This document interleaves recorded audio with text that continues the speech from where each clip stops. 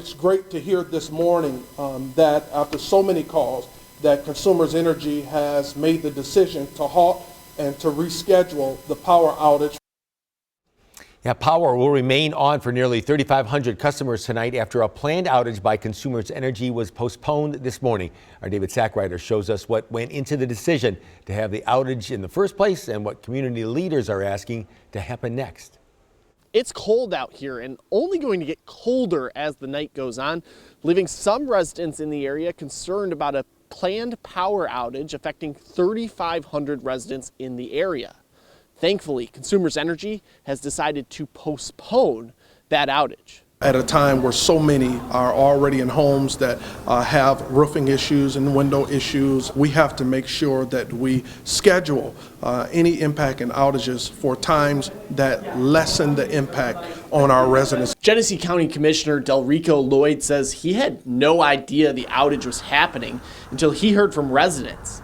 That's when he sprung into action to work to get it postponed. We salute Consumers Energy for listening to the residents. Now we ask that Consumers Energy engage in community conversations, advance notice to the community leaders, to get input from us about how to move forward. In the future, when we have situations like this, we're going to do a better job of coordinating with local officials to have warming centers available if there are people who are truly concerned. A Consumers Energy spokesperson was open to feedback from residents and community leaders about how to conduct these outages in the future.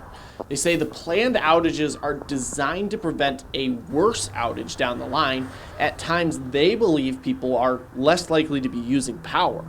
We try to schedule them at night so that way it minimizes the impact on customers because the vast majority of people are asleep. But there's also a major concern among residents about how people are notified about the outage, with some worried they were left out. Consumers says you will always receive a postcard to warn you about an outage in advance. Just because your neighbor receives one doesn't mean you'll be impacted. It's about the circuits on the lines, not necessarily the exact streets. So it's not only possible, but entirely common that you can have houses across the street from each other that are on different circuits or even houses next door to each other.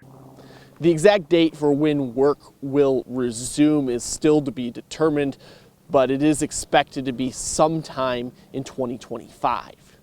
In Flint, David Sackrider, ABC 12 News.